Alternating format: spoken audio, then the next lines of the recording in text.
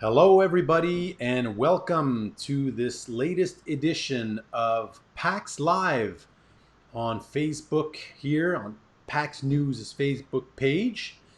Today, we'll be discussing reopening the world. What will it take to restart European and Asia Pacific travel? It's been difficult times last couple of weeks, if not month.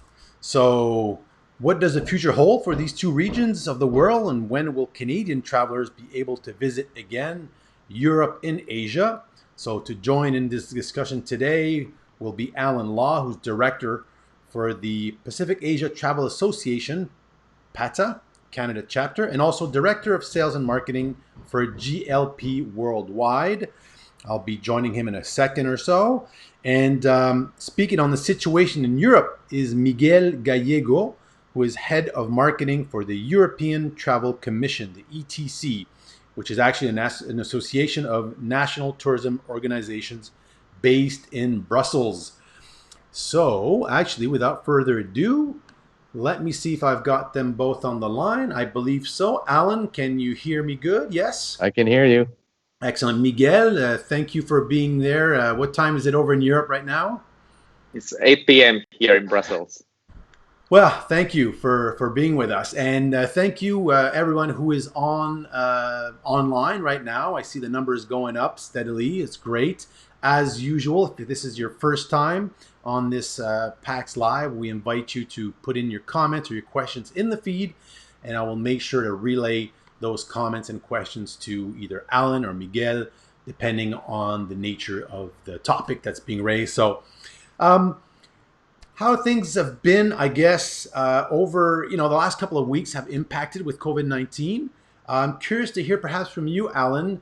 How has your role changed? If we look specifically, because you're also head of marketing for GLP Worldwide, but at PATA, how have things changed with the last couple of weeks? Has the role of the organization evolved, or how have you seen things changing the last couple of weeks?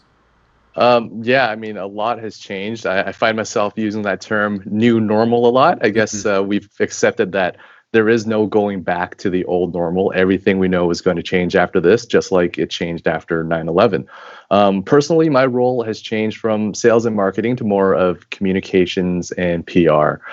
Generally, I'm used to working remotely, but I'm usually on the road or in an airport, never really at home. So that's a strange experience. I came into the office today to do this just to avoid all the distractions at home. But day to day, yeah, I'm just pretty much trying to keep our stakeholders informed of what's happening, what we plan to do, and really how we're reacting to information that's been changing daily. By stakeholders, I mean everyone from our company's executives to our frontline staff, from travel advisors to travelers, and of course our international partners. Yeah, it's been a real change. It's not so much about selling or marketing anything now, but more about staying connected, sharing and learning about current best practices, exchanging ideas. I've started making some YouTube travel videos of some of my recent trips. Right. So if anybody wants to check it out, you can check out Travel for Travelers on YouTube. Over at PATA, we haven't changed our objectives. Our primary goal is to support and connect the industry, and that's what we'll continue to do. It's more important now than ever to really stay connected and updated. What we'll do is we'll continue to advocate on behalf of the travel industry, provide valuable forecasts and analysis to help members make decisions in planning for a reopening.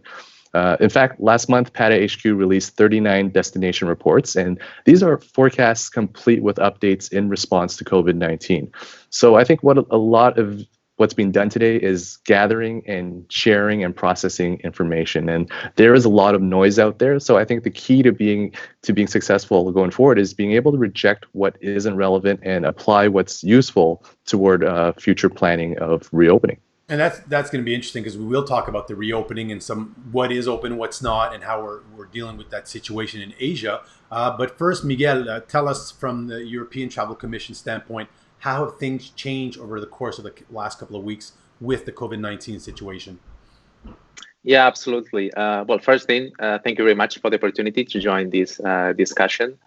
Obviously, my role changed significantly in the past weeks, apart from the obvious things of having to work from home and all the virtual meetings and calls. My job as head of marketing had to change. I mean, we're not able to do any marketing campaigns or any promotion at that time. So the first weeks, we've been very busy rescheduling all our marketing program for the year. A lot of partners management and stakeholders management that became very important, especially at the beginning of the pandemic. Most of the activities that we do are cooperative marketing activities. So there's a lot of partners involved, and with all the uncertainty at the beginning, a lot of stakeholders management was required. Also, our priorities shifted a bit towards sharing insights, research, and the European Travel Commission produces a lot of valuable market research. We are monitoring constantly trends, travel sentiment towards Europe, and we obviously felt there was a strong need for insights and information to assess the impact of the pandemic. So we have been hosting a lot of webinars, trying to share as much information as possible with destinations, with the industry. Also, a lot of talks, conversations, trying to listen to the needs of the sector, of those small and medium enterprises and operators that are suffering the crisis, and how can we actually support them. So listening a lot to their stories. And we also have been advocating a lot, talking to the European institutions, different governments across Europe, trying to explain them and communicate the impact that the pandemic was having on the industry, that they realize that the sector needs to be supported because many people are suffering, are losing jobs. So trying to communicate that, and also advising in the best way possible of the different measures and to be taken in order to guarantee a coordinated response. So to sum up, not very much of destination marketing as I used to do, but a lot of talking to partners and trying to share insights as much as possible. Right. Essentially, the marketing is no longer perhaps storytelling, but you're more in the educational, the webinars, the what's open, what measures are being taken, I guess, is what I'm hearing both from you, Alan, and Miguel, which is pretty something we're seeing here in Canada as well, where we need to sort of educate and reassure about what's being done in our respective countries. And on that topic, maybe Alan, can you tell us maybe some of the destinations in Asia that have been doing a fairly good job, in your opinion, in getting that, like handling the pandemic and getting things, turning things around for hosting tourism? Because tourism has restarted in some areas. So maybe you can tell us a little bit about that. Yeah, I mean, like we're talking about, I think the regions that handle the virus well would be the first to welcome international tourists. And as you mentioned, some have sort of opened for domestic travel. Just a few places like New Zealand, they moved quickly to shut down the country. They were declared COVID-free, but I think a few imported cases recently from the UK. But other than that, they have a good grasp on the situation. Taiwan obviously learned something from SARS about 20 years ago. They quickly closed their borders. The government used contact tracing and even mobile SIM tracking to identify and ensure that those in quarantine were actually following the rules. Businesses were kept open by using precautionary measures like taking temperatures and providing sanitizer before anyone could go in. It's because they had the buy-in of the people. They were willing to sacrifice some privacy in order to gain control of the spread very quickly. Then a place like Singapore also took an aggressive approach, right, to contact tracing. They were checking people's IDs at supermarkets, and in addition to widespread testing.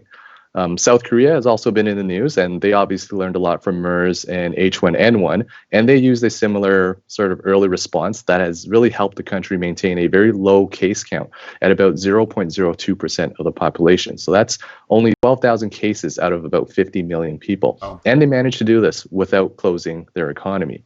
Recently, there's been reports of a second wave, but that's, I think, a couple of days ago was 17 infections across the entire country. And that's being controlled quite rapidly with robust contact tracing.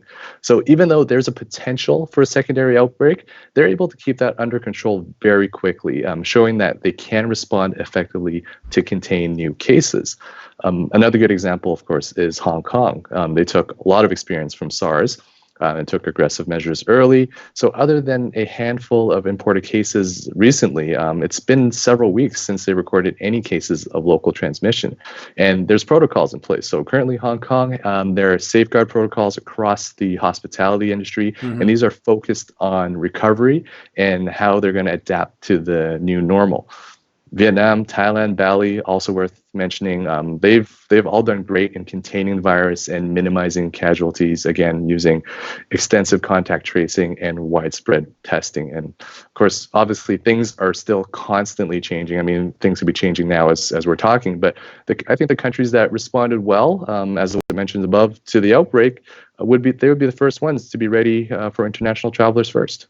Yeah, and we'll be talking about who are those travelers, and I guess this will be our next topic. But Miguel, I'd be curious to hear from your standpoint in Europe. Do we have a similar scenario of what Alan just explained, or how have you been things playing out from countries that have been doing a good job at sort of returning from the pandemic, if we could put it that way? Yeah, well, the situation differs from country to country in Europe, obviously, but overall there has been a big improvement over the past couple of weeks. Countries, for example, just to name a few, like Italy, which was one of the first ones that has to go into lockdown because of COVID-19, that suffers the most because of the pandemic.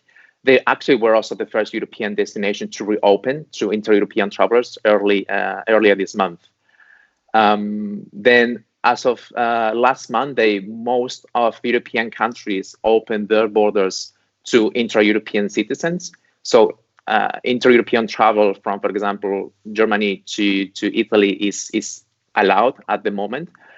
Other countries like France, Belgium, Poland, for example, have also already reopened their borders. Of course, I'm speaking about intra-European travel. The borders for non-European citizens still remain closed at least till the beginning of next month. Okay. But as I said, the situation has been very different. So there are some countries that didn't really close during the pandemic. For example, Portugal and even Ireland, they still allow incoming trips. Although anybody arriving in these countries will need to go through a quarantine, but they were never really closed to travelers. Yeah. So what is the situation for Canadians who want to go to Europe right now? And I guess I'll have that question for Alan as well.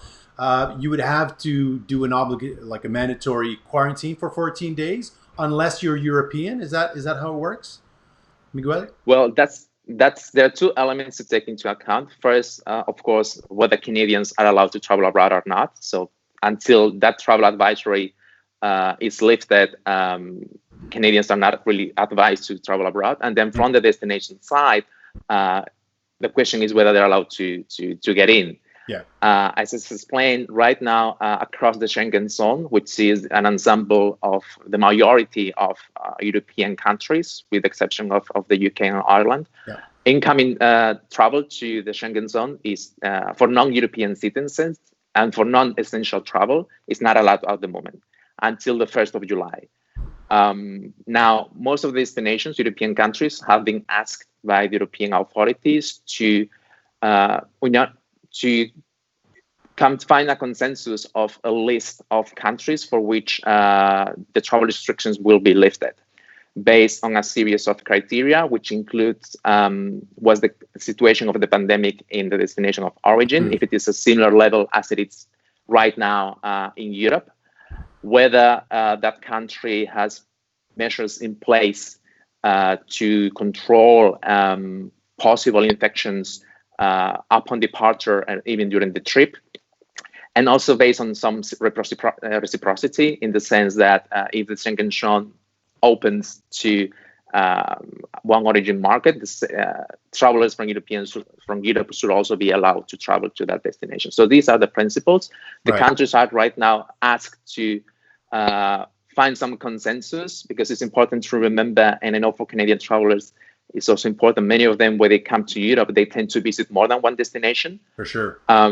And that's the big advantage that we have in Europe, this free of movement within the Schengen zone. So a traveler arriving in Germany, for example, might want to continue its trip to France. So we need to make sure that that is actually possible, that Yeah, a person lot of open will be jobs, allowed. one place exiting from another, of course. Yeah. Exactly. So the situation, just to sum up, is as of today, is that Canadian travelers are still not allowed to Europe. But we are expecting some updates very, very shortly. As I said, the situation now is up to the 1st of July, which is Right. next Wednesday. So probably in the next couple of days, we will have some updates. Yeah, for sure, we'll be reporting on this on paxnews.com. Alan, I'm curious to hear from your standpoint. What's the status for Canadians who want to travel to Asia or various countries in Asia at this point in time, as far as you know?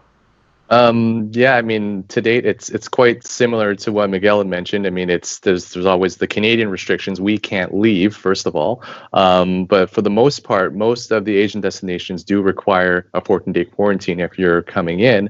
And that's for business travel, and certain places are allowed. But there's a whole set of other issues too, because many Asian countries require Canadians to have a visa, and they're not issuing those visas right now. So yeah, at the moment it's not happening, but things are changing. There's timelines for reopening. There's discussions at all different levels. I think very soon we'll be getting a little bit more information as to who can go where. I mean, there's, as you guys have all heard, there's the travel bubbles between certain places. Canada is up in the discussion for being able to control the virus well, so they may be included at some point to be allowed to travel into certain destinations. But for now, the movement is it's not feasible. Even if you go there, you have to spend 14 days in quarantine, and then when you come back, you have to spend another 14 days in Now, quarantine. So Alan, yeah, it's that's interesting. You talked about visas and the fact they're not being released right now. Is there a fear maybe that there will be a backlog? And this is something we've heard, for example, for the U.S., where they're saying in the U.S. they aren't doing any new passports. It's been a couple of months, so that when they do reopen, let's say between U.S. and Canada, there's going to be such a backlog of a couple of months. Is that something that you think might play negatively for Canadians or North Americans that want to go? And same thing for Europe, I guess. I mean, maybe there's less requirements for visas there, but is that something that sort of is a threat out there for um, midterm travel? I would say yes and no. It depends on which country we're talking about, because a lot of a lot of the visa processing, you know, it's e-visas. You can do it online, or it's visa on arrival. So it kind of happens as you go. So there may be a backlog depending on the way that it's being Right. processed. But yeah, there's just so many factors right now. I think as soon as they open up the visas, things will run smoothly. They've got that pent up demand. I think they'll step it up just to be able to process everything in a timely manner.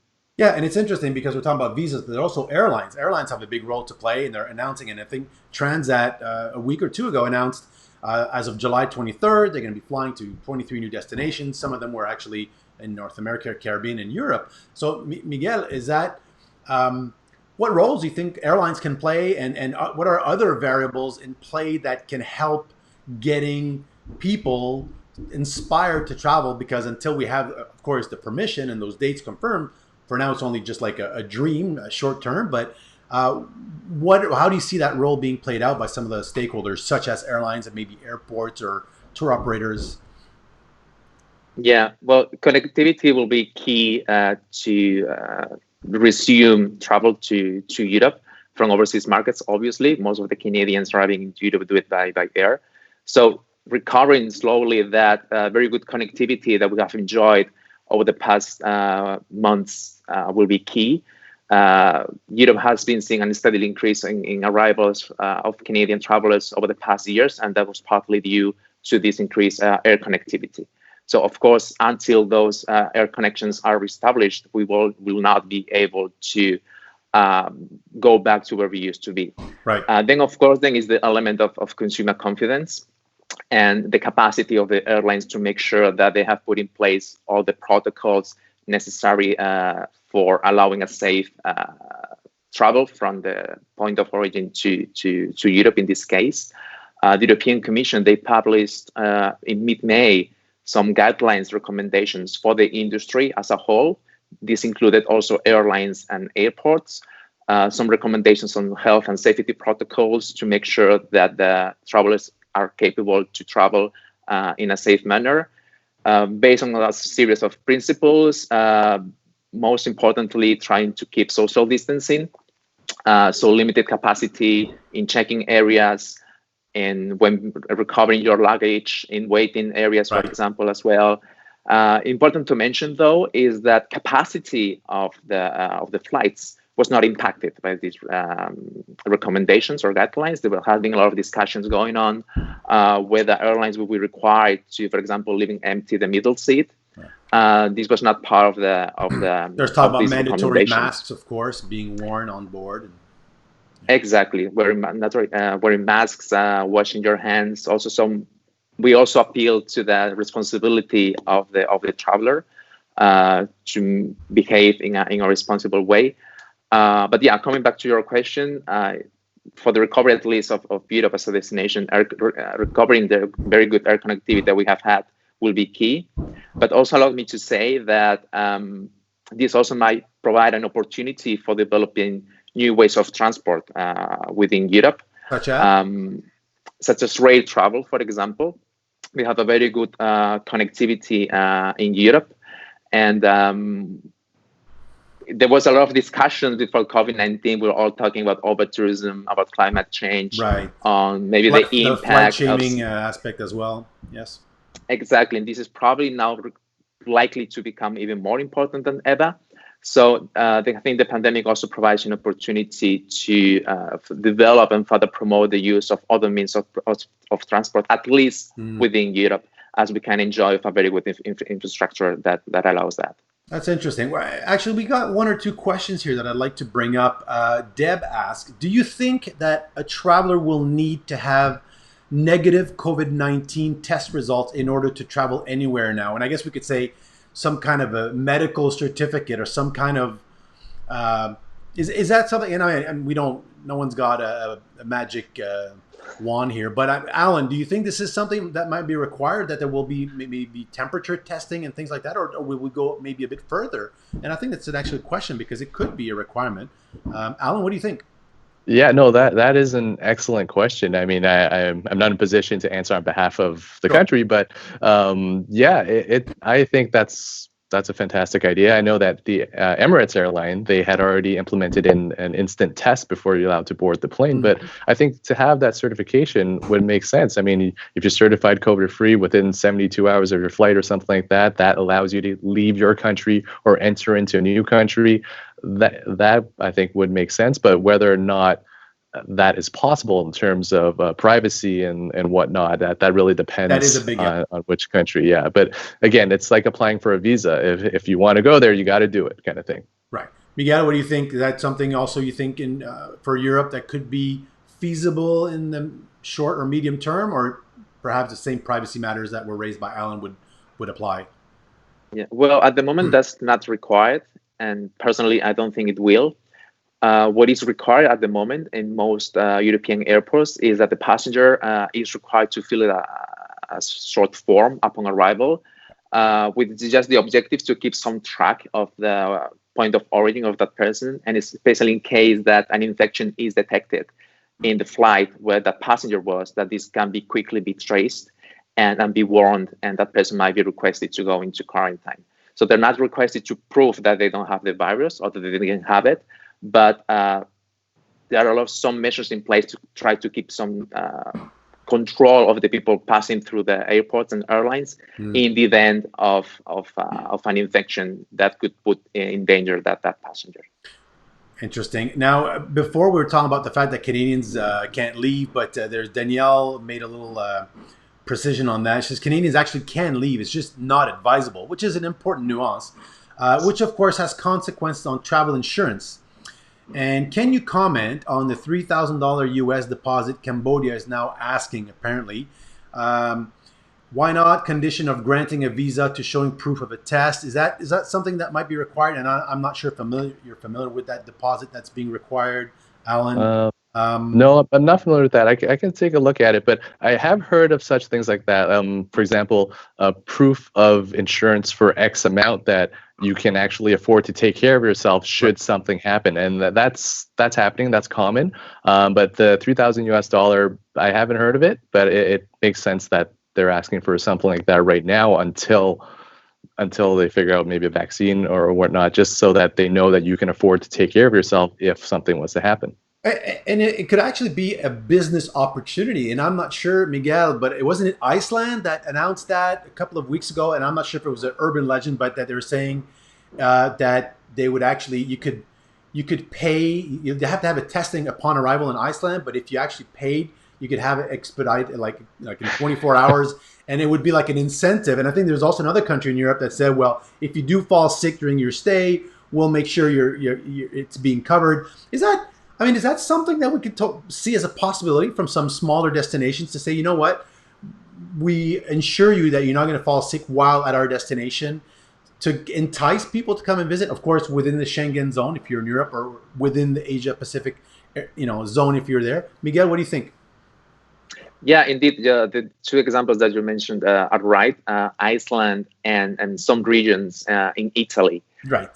they announced as a measure to incentivize travel to these destinations again that they will be facilitating for those that want to be tested or that they feel they need to be tested because they might have been in risk to being exposed to somebody that has the virus. So they would provide support on getting access to those tests. That's interesting. So at this point in time, how do we see things happening for a successful reopening? What's missing? You're going to say, of course, perhaps that there's an official announcement, but what do you think is missing before we can start selling Asia Pacific and Europe again, Alan? From an Asia standpoint, what are some of the elements that need to be in place so that we can really get the ball moving with this? I mean, it's in Asia. I mean, throughout Asia Pacific, it's already started with a gradual reopening now to domestic travelers. So there's the discussion of the travel bubbles, as we mentioned, allowing the select countries to travel within the region. We know that people want to travel, but many are just waiting for the right circumstances. Like, what are those circumstances? Even with the pent-up demand, I imagine travelers might not easily be persuaded to travel internationally. To some extent, they're going to need to see actual physical changes made to make travel safer and still practical. So extensive hygiene protocols. An important one is flexible booking, just to have the peace of mind and that's going to be very important for booking travel in the future. Health and safety, of course, is going to be a top priority for when people can travel again. And this is going to play a big part where people are going to choose to go. So every service provider, from restaurant, attraction, accommodation, they're going to be assessed based on cleanliness.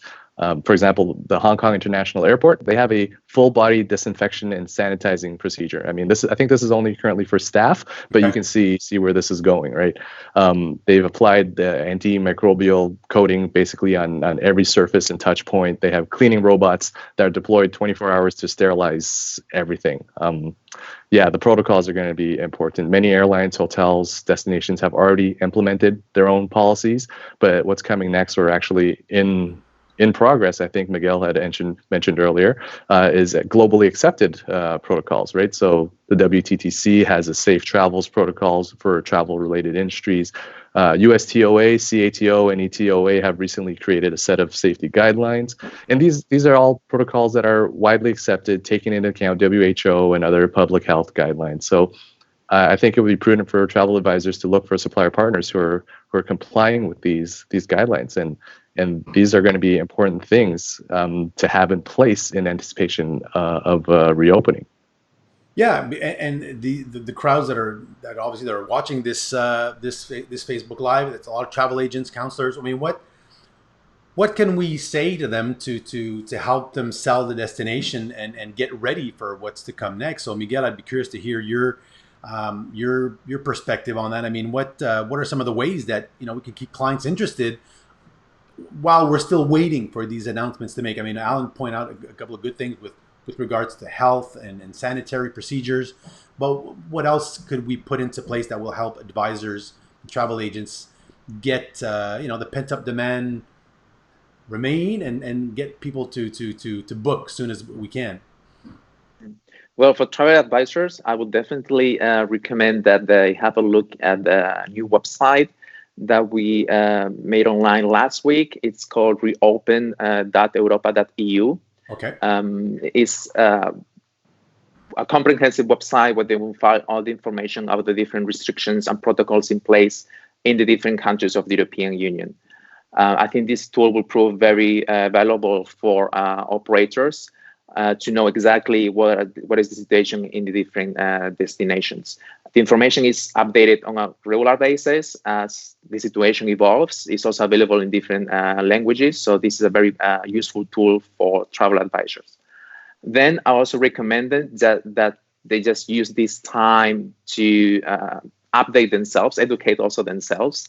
And in that regard, the destinations, the different tourism offices have been doing an excellent job with different webinars and tools targeted specifically for travel advisors to try to provide the latest information about what was new in their destination. So just use this time to catch up and learn as much as possible of the destinations and take advantage of this opportunity that it is provided, because the appetite is there. We have been monitoring demand since the very beginning of the pandemic. Of course, there were cancellations and flights were postponed, but people are still searching. So the appetite for traveling is there. So I'm confident that we will rebound.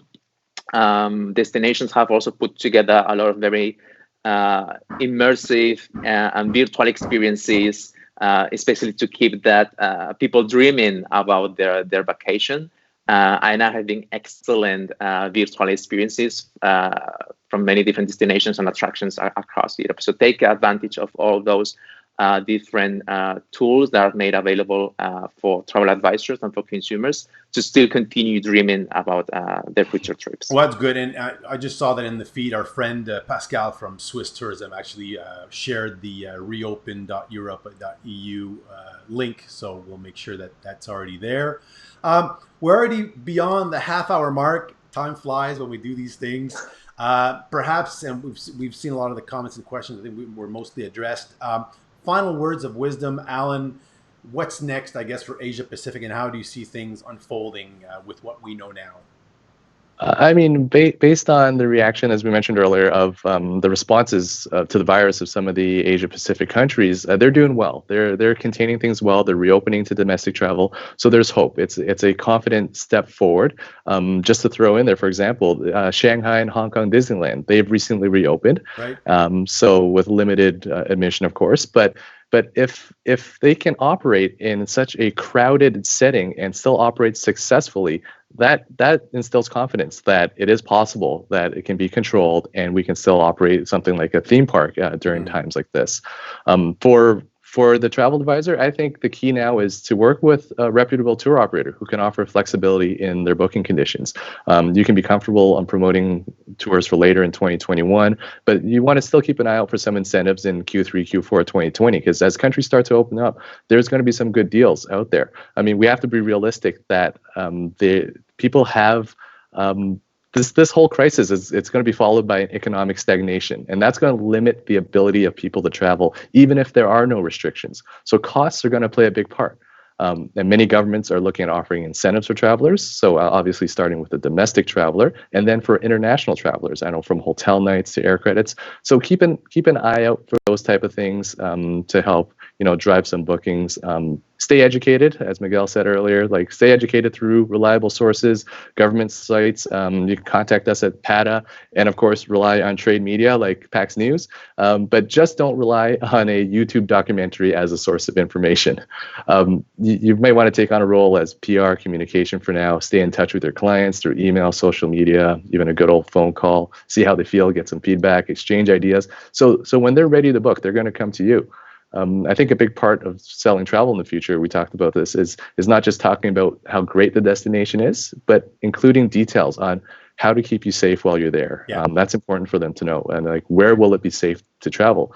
I know it adds a new level of complexity to your role as a travel advisor, but to now become an expert on health and safety policies as well as travel restrictions. But it is important to know that when this is over, new opportunities will emerge for those who can adapt. True. And before I go to Miguel, I have one last question for you, Alan. There was I think it was a hoax that was online for like 2 or 3 weeks ago that Japan was going to pay travelers to go to the country. True or not true? Fake news? Fake news. Hashtag fake news. Hashtag fake news. Just so we're clear. Perfect. Yes. Miguel, last words of wisdom from European standpoint. What's what's the lay of the land for you, and what can we remember from today's talk for us to move forward? Well, very similar. I would just encourage people to remain positive. I'm a positive person, so I'm confident that the worst of this pandemic is behind us. We will reopen, and we will reopen soon.